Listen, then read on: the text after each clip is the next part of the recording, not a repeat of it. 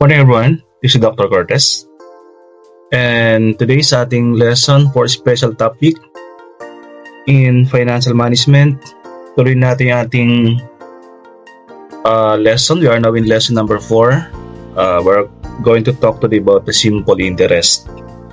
And kung hindi pa nakapag-subscribe sa akin, pwede mag-request to subscribe to my small channel. At maraming salamat po. Yun ang aking mga credentials. I am Doctor of Education. I am Doctor of Business Administration. If you want to know more about business, finance, marketing, taxation, about entrepreneurship, basic accounting, you can subscribe to my channel. I have lots of lessons na naka-upload for you guys, mga estudyante of business, marketing, finance, entrepreneurship. May subscribe to my channel. So tulad na itong lesson ngayon sa special topics in Winman, we're going to talk on simple interest. So ito yung ating lesson number 4 today. No? So sit back and listen sa ating finance topic for today. And hopefully, at the end of the lesson, you can compute yung mga interest na pwedeng gamitin sa inyong mga business. To get your soft drinks and popcorn and listen sa aking recording ngayong araw na to. Lesson today, the time value of money. If I may read the definition, time value of money is the idea that money that is available at the present time is worth more than the same amount in the future. Yung pera nyo, whether that is a peso, 10 pesos, 11, or 1,000 or millions, yung kanyang value nagbabago. Ibig sabihin, the value of your money, cash, today is different from the value of the same amount of money in the future or like 5 years from now. So yung piso mo ngayon, magkakabili ka ng 2 candy, but 10 years from now, baka hindi mo napagawa yan. Baka isang candy nila mabibili mo. So, nagbabago yung value ng iyong pera. So, pwedeng it can earn potential interest in the future. Kasi ang pera nyo ngayon, pag in-invest mo sa bangko or pinautang mo siya, it will earn interest. Yan, it can be invested or deposited for 1 year, 2 at a certain amount of interest rate or percentage. So, may time value ang pera, no? Habang tumatagal, nagbabago ang kanyang value. So in simpler terms, it would be safe to say that a peso was more yesterday than the worth of it, the same amount today. Yan. So kahapon lang nagbabago na. So how much more if that was 5 years ago or 10 years ago? At the same time, yung pera mo ngayon ay mas valuable siya sa pera mo 5 years from now or 1 year from now. That is the essence of the time value of money. So nagbabago siya. So that is the background ng ating lesson today. So a simple interest rate, a simple questions for you guys. Which one would you prefer? Your 10,000 today or 10,000 in 5 years time? So given yung ating background na pinakita kanina, of course you will prefer your 10,000 today compared to your 10,000 5 years from now. Ang reason, yung pinalawanag natin kanina, the time value of money or nagbabago yung value ng iyong pera in 5 years from now. You have 10,000 today. Assuming that you have your 10,000 today. Pwede kang bumili ng cellphone right? But in 5 years time, the same 10,000. Do you think you can still buy the same cellphone? Hindi na, hindi na worth 10,000 yung pera mo in 5 years time. because of inflation, for example. Nung pag-aralan natin last time daw, nagbabago yung value. Okay, so but for this day, for this lesson, we're going to talk about yung interest na pwedeng i-earn ng iyong pera habang tumatagal siya, habang lumampas, for example, yung 1 taon, 2 taon, or 5 years. You can invest your money. Can be in time deposit. So, mag-earn siya ng interest. Pag ikaw naman ng utang, yung inutang mo, hindi na yan the same amount of money babayaran mo. Meron na siyang interest. Pwedeng by quarter or by semi-annual or pwedeng annually. Yung i-charge sa yung interest ng debtor, nung creditor nagpautang sa'yo. So, take note, pag ikaw yung nangutang, you are the debtor.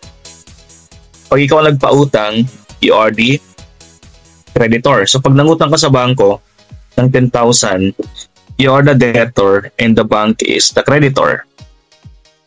Pag ikaw naman nagpautang ng 10,000 sa kaibigan mo, so ikaw yung creditor, yung kaibigan mo naman yung debtor. Getting basic sa borrowing interest or lending or borrowing a certain amount of money. Okay, let's continue. Interest rate. So obviously, you will prefer the 10,000 today. So given this example, you already recognize yung value or yung essence ng time value of money. So I hope that you can now understand yung ating lesson today. No? Nag-increase ang value ng pinapautang mo pag binadagdagan mo siya ng interest. Of course, if you will be lending money, may interest naman talaga. No? You will not just lend money without the interest. Or the same thing, if you will borrow from the bank, hindi naman papayag yung bangko na wala kang interest na babayaran. Siyempre, we should earn interest, and mga bangko, dyan sila kumikita sa mga interest na binabayaran ng mga debtor sa kanila. Okay, so why is time such an important element in your decision? O pag nangutang ka ng medyo matagal, so you will understand na mas malaki yung interest na iyong babayaran. At the same time, kung ikaw yung magpapautang, mas matagal, syempre, mas malaki yung interest na patatanggap mo from the borrower or from the debtor. So, natin simple interest.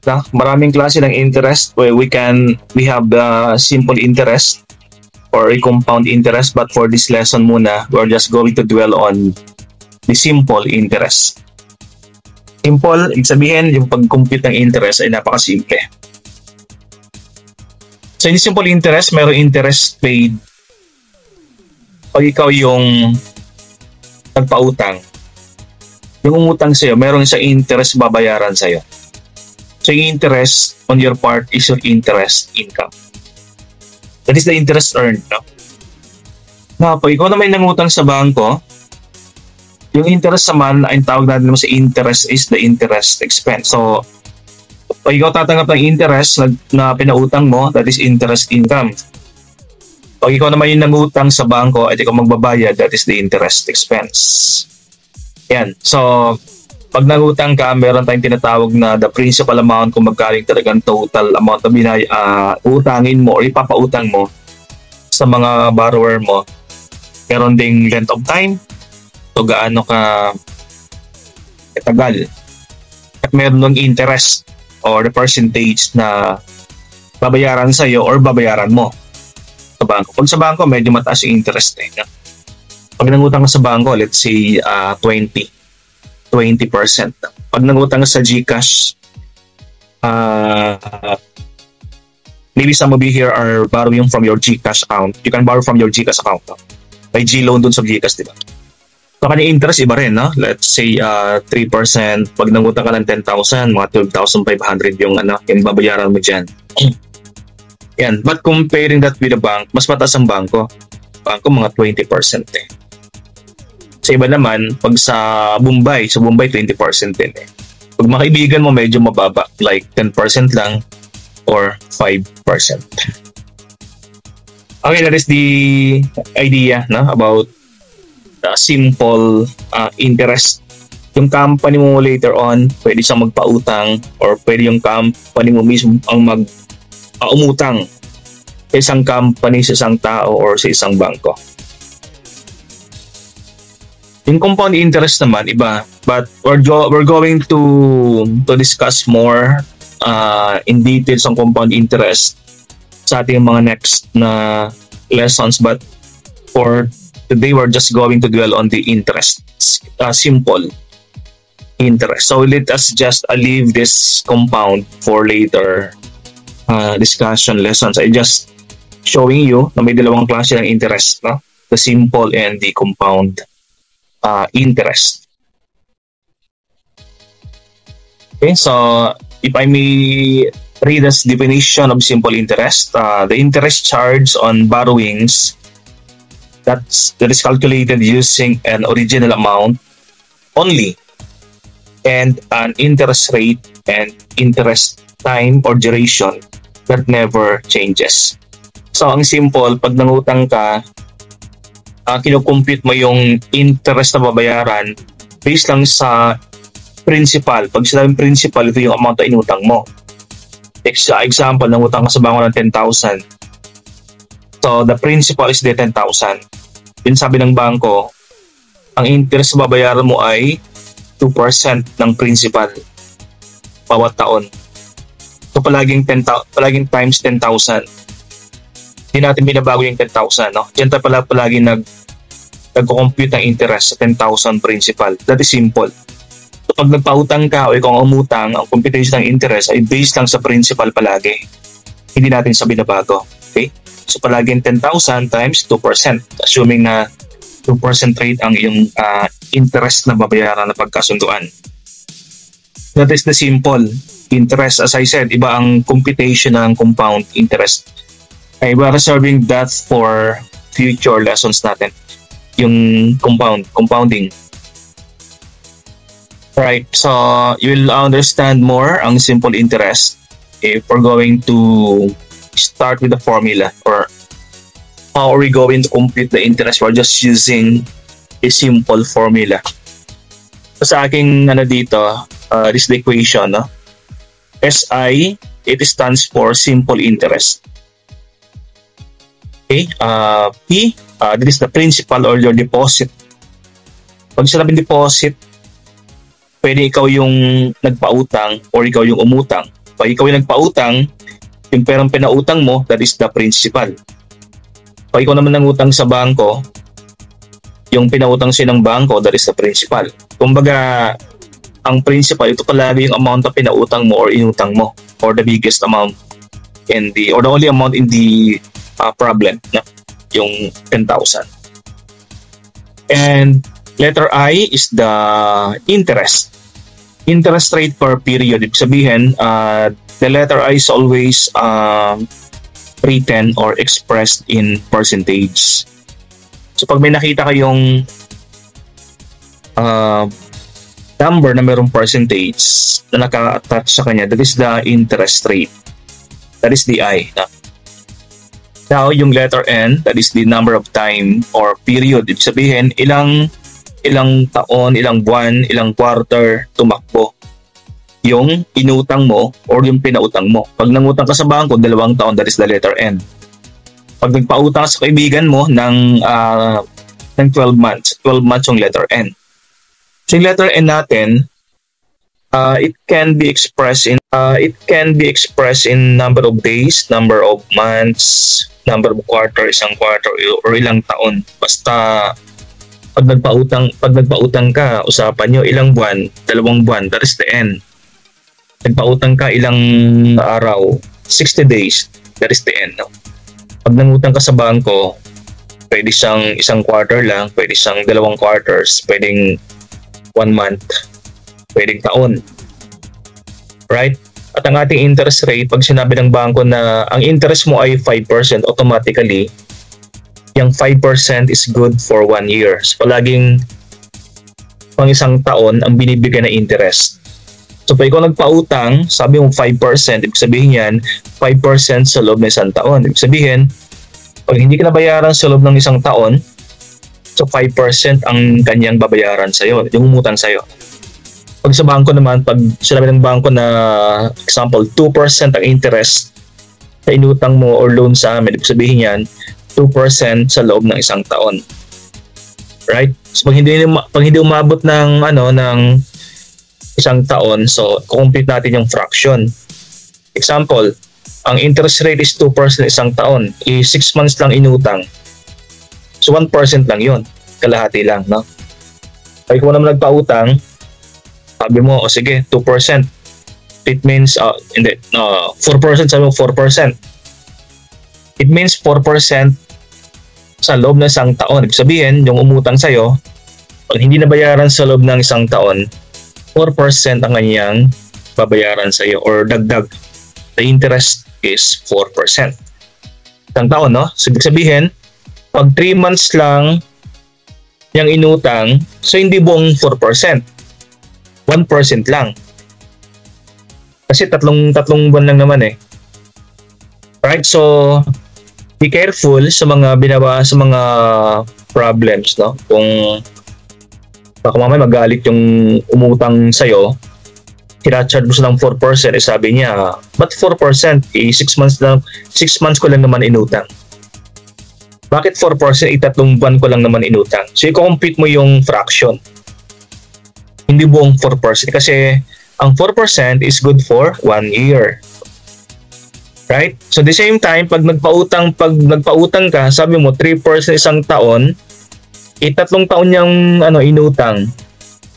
So that is 12% lahat ang babayaran, di ba? Kasi 3% times 3 kasi 3 taon. Ganun din pag nangutang ka sa bangko, sabi ng bangko, 1% bawat taon ng interest. 2 taon mo siyang hindi binayaran. So that is 2% na kasi 2 taon na. That is the number of times. So given the data, ang formula natin is this one. Simple interest is equal to principal multiplied by the I or the interest and multiplied by the N or by the time. Okay? So principal times interest times time. And we will get the simple interest.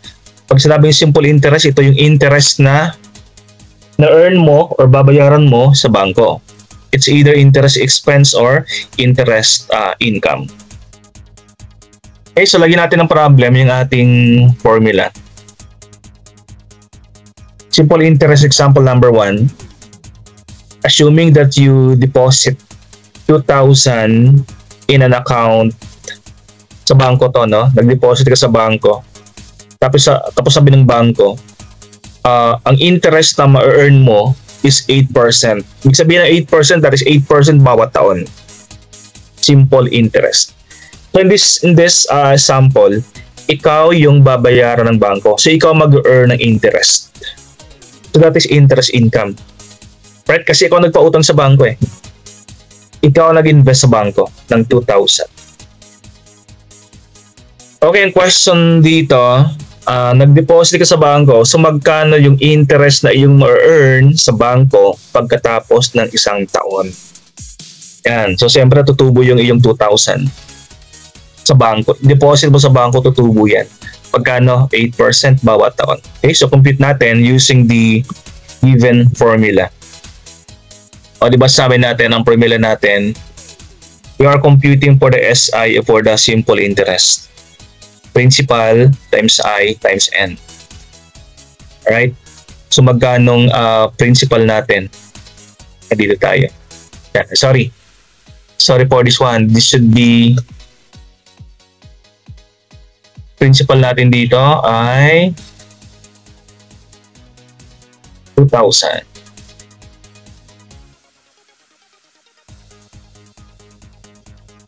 Kung nga rin 2,000, no? 2,000 pesos.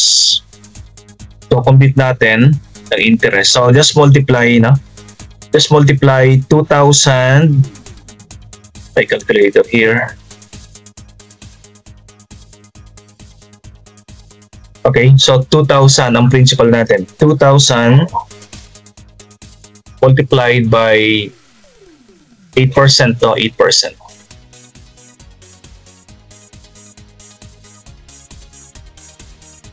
Okay? And this is 1.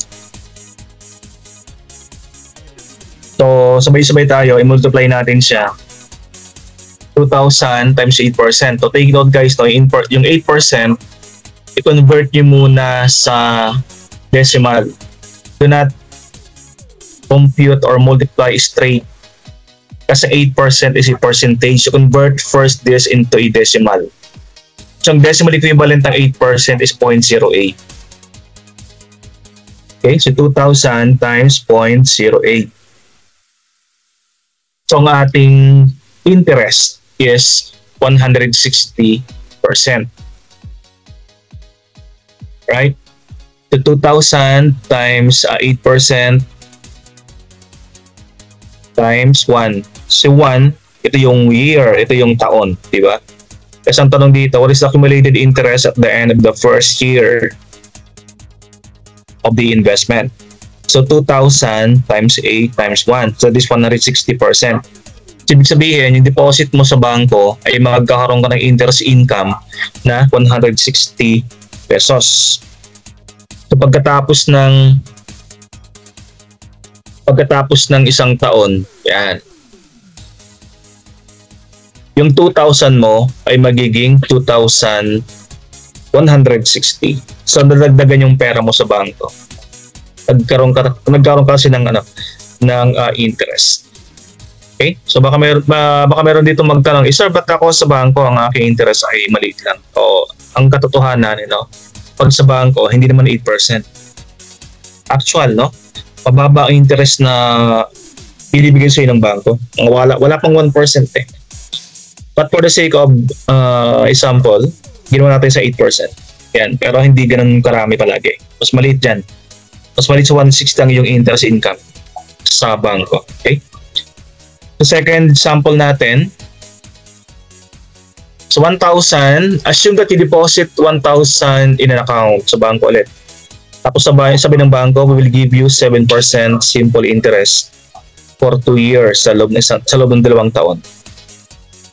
Okay? So ang question, what is the accumulated interest at the end of the second year? So pagkatapos ng 2 taon deposit mo, pagkano yung interest na ma-earn mo doon sa bangko? So the same formula, principal times rate times time. Okay? So principal 1,000 multiplied by the rate, that is 7%, and multiplied by 2, that is the years. So you multiply straight 1,000 times 7%. So once again, we convert the percentage of 7% into decimal, that is 0.07. So 1,000 multiplied by 0.07 multiplied by 2. So it will give you 140 pesos. So at the end of 2 years, pagkatapos ng 2 taon, yung 1,000 mo ay mag-earn ng interest 140 pesos. So ang total money mo sa bangko is 1,140. That is the principal plus the interest. Right? O malaki, di ba? But in actual situation, hindi 7% ang binibigay ng bangko. It is much lower than 7%. Wala pang 1%, no? Pero pag may millions ka naman sa bangko, kahit 1% lang yan, no? So malaki yung interest income mo sa bangko. 1 million. Sabi natin 1% lang ang interest na binigay sa iyo ng bangko. So that is 10,000. O di ba malaki na rin yung 10,000 na interest income sa bangko kahit 1% lang yan. Right? So yan ang ating how to get the interest. It's either income or expense. Ito yung income, ha. Pag ikaw naman nangutang sa bangko, ganun din. Kaya lang, ikaw na may magiging borrower. Okay, ikaw na magbabayad ng interest sa bangko.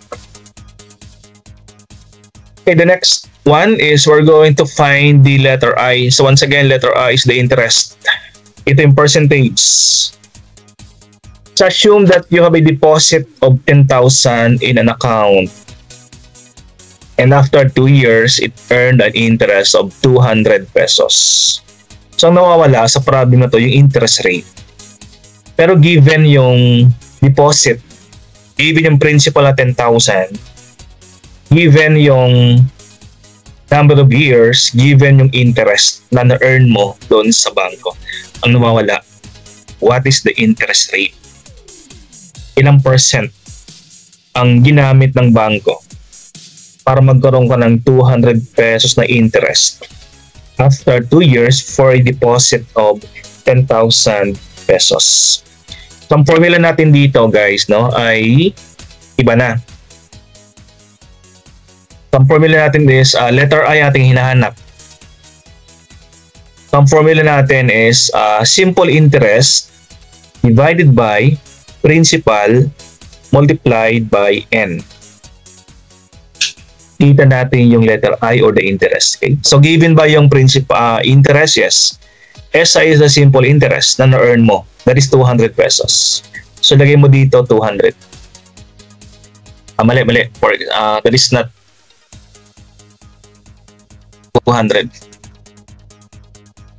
Inlagay ko dito, no? Teka. This is 200.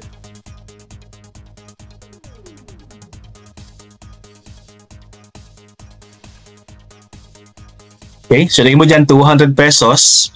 That is your numerator. Then divided by 10,000 by 2. 10,000 is the your principal. Multiplied by 2. Okay, so that is 200 divided by 10,000 times 2. So 10,000 times 2 is 20,000. Alright? So, pag nakuha mo na yan, bilang divide 200 pesos divided by 20,000. Okay? So, pag divide mo yan, ang lalabas sa yung calculator is 0.01. Okay? Pero ang hinanap natin ay percentage. So, yung 0.01, i-convert mo pa yan into percent. Okay? So, move the decimal point 2 places to the right. Okay? And you will get 1%. Okay? Ibig sabihin, 1% ang ginamit ng bangko para magkaroon ka ng interest na 200 after 2 years. No? So, 200 divided by principal of 10,000 times 2, that is the number of years, that is 20,000. Then 200 divided by 20,000 pesos, that is 0.01, or convert that into percent and you will get 1%. So that is the answer, no? So pag rate ang hinahanap, don't forget to attach the percent sign kasi pag wala sang percent sign, mali yan. Okay? Pag wala sang percent sign, ibig sabihin piso yan. Hindi sa 1%. So don't forget to attach the 1%. Okay, so let's continue. Second example. Example lang pa natin. You have deposit of 15,000 in an account. Then after 3 years, it grows to 15,700. So what is the interest rate used? So ganun din, no? Ganun din natin formula. Simple interest is 700 pesos. Sa paano nakuha ang simple interest? Nag-deposit kasi ng 15,000. Then pagkatapos sa 3 taon, yung 15,000 naging 15,700. Therefore, magkano interest na na-earn mo? 700 pesos. 700 pesos is your numerator. Lagay mo sa dito. Okay, then divide that by 15,000 principal times 3. That is the 3 years. That is 45,000. Okay, so that is 700 pesos divided by 45,000 pesos. So, sagot yan sa decimal, that is 0.0155. Hindi pa yan, no? Kasi 0.015, i-convert mo pa yan into percent para maging rate. So, once again, you move the decimal point 2 places to the right, then you will have 1.55%. So, ang rate na ginamit ng bangko is 1.55%. That is your letter I. Then, don't forget to attach the percent sign. Para maging rate. Okay, so hoping that you are getting the lesson. So we have now computed the interest. We have now computed the interest rate. So itong last naman is we're going to compute yung time. yung oras, yung taon, or ilang buwan, o ilang taon at buwan, tumakbo yung interest. Okay, so finding the end or finding the time of the interest. The problem, assume you have a deposit of 55,000 in an account. Then after some times, it earned an interest of 5,000 pesos at a rate of 5%. What is the term of the interest? So given yung principal, 55,000. Given yung interest, that is 5,000. Given yung rate, 5%. Ang nawawala, yung N. Or ilang taon tumakbo yung interest. So formula, we're looking for the N. So N is equal to simple interest divided by the principal multiplied by the I or the interest. So given yung tatlong yan, we mentioned earlier, given yung principal is 55, given yung simple interest. So simple interest is the 5,000, so that is your numerator, 5,000 pesos. Then divided by the 55,000 multiplied by the 5%. Right? So 55,000 times 5%. So once again, before you multiply by 5%, itong 5% or lahat ng percentage, i-convert muna sila sa decimal point bago mo siya i-multiply. So 5% is 0.05. Pag convert natin into a decimal. So therefore, it is 55,000 multiplied by 0.05. Hindi 5% we convert 0.05. And it will give you 2,750. Alright? Pag na-convert into decimal, yung percentage will now divide straight 5,000 divided by 2,750.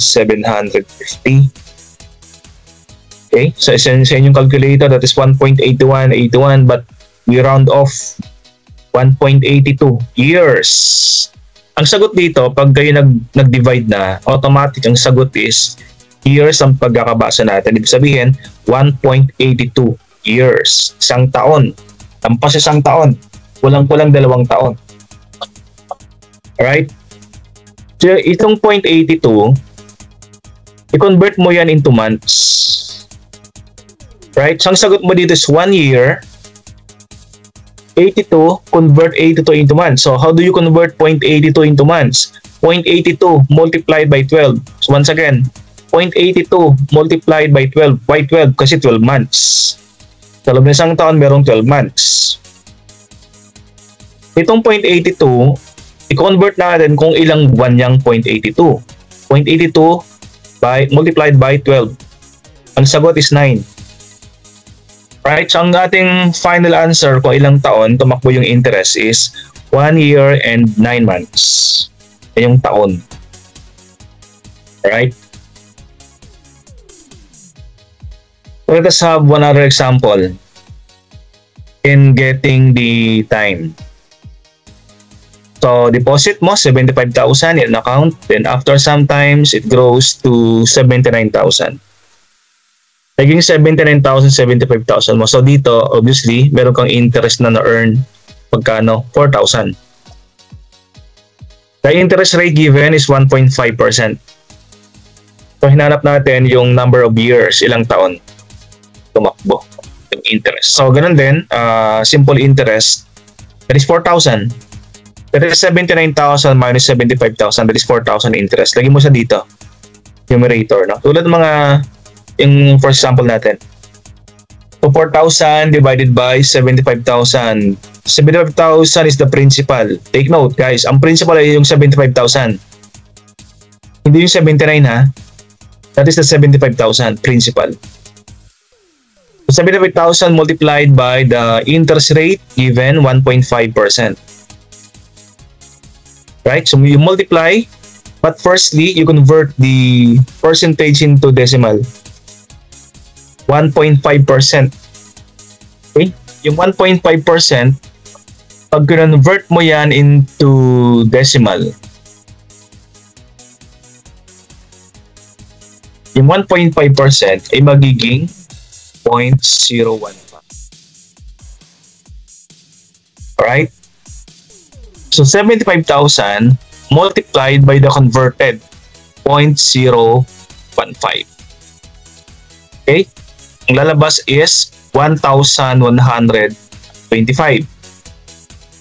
1,125 pesos.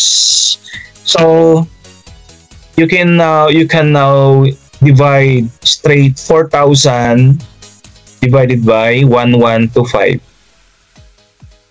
4,000 divided by 1125, and you will get 3.55 years. 3.55 years na. So ibig sabihin yan, itong 0.55, i-multiply mo ulit to sa 12 months. So 0.55, itong 0.55 na yung minamultiply mo sa 12 months, wag na yung 3. 0.55 multiplied by 12 months is 6 months. Okay, so ang ating final answer is 3 years and 6 months. Ibig sabihin, yung iyong investment sa bangko ay tumakbo ng 3 years and 6 months. Kaya nag-earn ka ng interest na 4,000 sa loob ng 3.55 years at the interest rate of 1.5%. Yan, no? That is how we compute kung ilang taon tumakbo. So pag nag-deposit ka sa bangko o nagpautang ka o kung umutang, alam mo na paano pag-compute ng interest, paano pag-compute ng interest rate kung ilang rate ang binigay sa'yo at kung ilang taon tumakbo yung iyong pinautang or yung iyong inutang. Alright, that is my last slide. Hoping that you guys get something from my lesson today about interest, simple interest. And I want to credit Google for all the images that I used in the presentation. And with this one, I am going to end the lesson for today, but hoping that you will stay with me for my future lessons on financial management. And once again, this has been Dr. Cortez signing off. Bye everyone. See you.